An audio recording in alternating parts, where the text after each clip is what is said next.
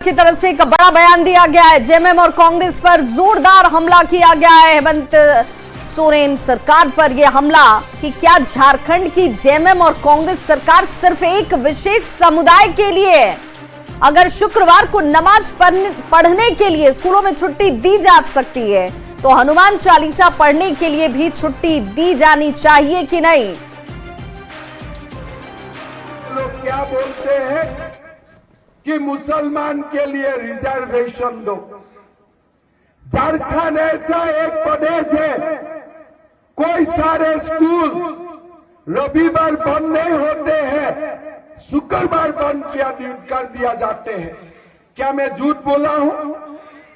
शुक्रवार में कोई सारे जिला का स्कूल बंद कर दिया जाते हैं नमाज पढ़ने के लिए। अगर शुक्रवार आप नमाज पढ़ने के लिए स्कूल बंद करते हो तो हमें भी मंगलवार हनुमान चालीसा करने के लिए स्कूल बंद करो। तो हेमंत बिश्व शर्मा के हनुमान चालीसा पढ़ने के लिए छुट्टी देने की मांग पर जेएमएम की तरफ से भी जोरदार हमला किया गया और कहा गया कि बीजेपी हनुमान जी के कोप भाजन का शिकार कर्नाटक में बन चुकी है। राम जी का तीर धनुष पहले से ही जेएमएम के साथ है, जिस पर बीजेपी ने पलटवार किया है। हनुमान चालीसा हम लोग तो रोज सुबह पाठ करते हैं, वो हनुमान चालीसा याद भी नहीं होगा उनको। चुनाव के वक्त ये हनुमान जी और हनुमान चालीसा और इस तरह की बातें करते हैं जिससे जनता को गुमराह कर सकें। और बजरंग बली या हनुमान जी का कोप भाजन ये लोग कर्नाटक में बने थे। इस बार फिर वही गलती ये दोहरा रहे हैं। देखिए, जेएमएम साफ तौर पर झूठ बोल रही है। ये पहले भी सार्वजनिक हो चुका है कि जो मुस्लिम बहुल इलाके हैं वहां जो रविवार की छुट्टी है उसको बदलकर शुक्रवार को कर दिया गया बिना किसी सरकारी आदेश के, और सरकारी जो प्रिंसिपल्स थे वो उसे मान रहे थे। भाई क्यों ऐसे शुक्रवार को अगर आप छुट्टी देते हैं तो सोमवार को महादेव जी के लिए भी टाइम देना चाहिए छुट्टी का, मंगलवार को हनुमान जी के लिए, बुधवार को गणेश जी के लिए, बृहस्पतिवार को विष्णु जी के लिए, शुक्रवार को माँ के लिए, शनिवार को शनिदेव के लिए और रविवार को सूर्यदेव के लिए। तब तो सनातनी भी ये मांग करेगा कि अलग अलग समय पर सबकी छुट्टियां हो।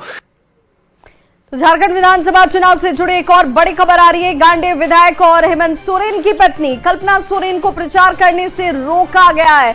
49 मिनट तक उन्हें प्रचार करने से रोक दिया गया। बताया जा रहा है कि कल्पना सोरेन ने लातेहार की जनता को फोन से इस वक्त संबोधित किया।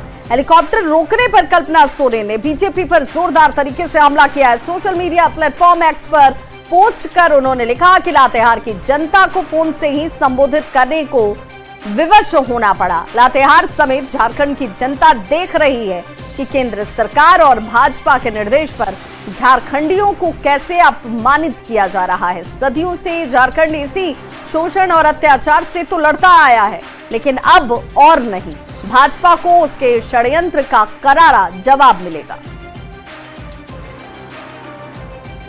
घाटशिला से अभी जगन्नाथपुर पहुंची हूँ। अभी मैं लातेहार नहीं पहुंच पाऊंगी, लेकिन मैं अपना संदेश यही देना चाहती हूँ, क्योंकि ये सरकार, हमारी महागठबंधन की सरकार, हर एक गरीब किसान, एक मजदूर, पीड़ित, दलित, हमारे आदिवासी, हमारे अल्पसंख्यक, हमारे पिछड़ों, हमारे उन लोगों का सरकार है जिनका दमन बहुत पहले से भी किया जा रहा है। और आज भी झारखंड बनने के 24 वर्ष पूरे हो रहे हैं, और उस वक्त में भी इस चुनावी समर में जब झारखंड में चुनाव समय से पहले भी कराया जाता है और उसके साथ 5 चरण का चुनाव 2 चरण में कराया जाता है, और आज एक जिम्मेदारी जो हमें मिली थी स्टार प्रचारक के रूप में आप लोगों के समक्ष अपनी बातों को बताने के लिए, उससे भी कहीं न कहीं ये लोग हमें रोक रहे हैं। आज प्रचार प्रसार पहले चरण का समाप्त हो जाए। तो कांग्रेस के राष्ट्रीय अध्यक्ष मल्लिकार्जुन खड़गे ने झारखंड में चुनावी सभा को संबोधित करते हुए यूपी के सीएम पर जमकर निशाना साधा है। उन्होंने विवादित बयान देते हुए सीएम योगी आदित्यनाथ की तुलना आतंकवादियों से कर दी। सुनिए क्या कुछ कहा मल्लिकार्जुन खड़गे ने। जो साधु शब्द होता है वो सबके लिए होता है, बातों काटों में क्यों कर रहे हैं? हाँ? जो लोगों को बोलते हैं बटेंगे तो कटेंगे, ये साधु का काम है, नाथपंथ का काम है। अगर ये काम कोई टेररिस्ट बोल सकता है, आप नहीं बोल सकते। कौन एक साधु के बेस में रहते हैं, लेकिन अच्छे पॉलिटिशियंस बन गए हैं, चीफ मिनिस्टर भी बने हैं, और उनका गेरुआ कपड़े पहनते हैं और सर पे बाल भी नहीं रखते। तो ऐसे एक नेता है जो बीजेपी ने पैदा की है। ठीक है कि हम उससे कोई, मैं ये कह रहा हूं उनको, बीजेपी को, या तो सफेद कपड़े डालो, या तो सन्यासी कपड़े डालते हो, गेरुआ डालते हो, पॉलिटिक्स से बाहर हो जाओ।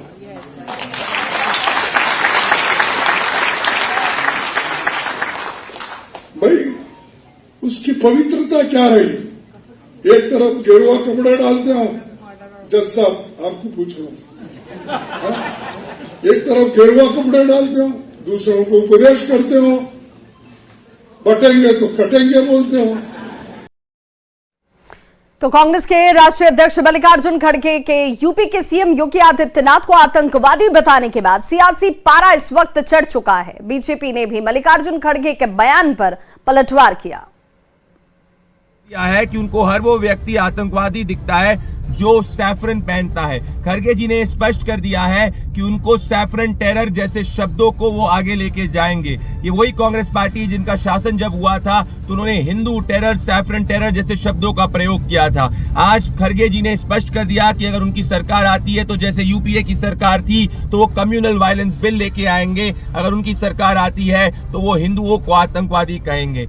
कांग्रेस पार्टी लंबे समय से जाति जाति की रट लगा रही है, लेकिन एक नारा बटेंगे तो कटेंगे ने उनके सारे एजेंडे को फेल कर दिया है। ये एकजुट रखने वाला नारा कांग्रेस को इतना नागवार गुजर रहा है कि कांग्रेस अपनी मानसिक स्थिति को संभाल नहीं पा रही है। एक हिंदू संत को, एक साधु को गाली दे करके वो अपने मजहबी तुष्टीकरण और वोटों की गोलबंदी के एजेंडे को साकार करने का काम कर रहे हैं, लेकिन देश का हिंदू समाज इसे स्वीकार नहीं करेगा। आज योगी आदित्यनाथ जी के प्रति की गई उनकी टिप्पणी कांग्रेस को बहुत भारी पड़ी। तो वहीं अमित शाह ने सिमडेगा की सभा में फोन से ही सभा को संबोधित किया, जिसे लेकर हेमंत बिश्व शर्मा ने सोशल प्लेटफॉर्म साइट एक्स पर पोस्ट किया है। और क्या पोस्ट किया है जरा वो भी देखिए। गृह मंत्री अमित शाह भी सिमडेगा में तीसरी बैठक में शामिल होने के लिए पहुंचे। हालांकि इसके लिए हम चुनाव आयोग या झारखंड सरकार की बात करें तो विनम्रता पूर्वक स्वीकार करते हैं कि प्रचार का अंतिम दिन था और समय पर सभाएं पूरी करनी थी, ये कहा जाता है। और ये सभाएं समय पर पूरी होनी थी। उन्होंने फोन के माध्यम से सभा को संबोधित किया, ना कोई शिकायत, ना कोई आरोप, निश्चित रूप से कोई नाटक जो है वो नहीं किया गया। ये पोस्ट जो है किया जाता है सोशल मीडिया प्लेटफॉर्म एक्स पर। और इस बीच बड़ी खबर आ रही है रांची से, जहां पर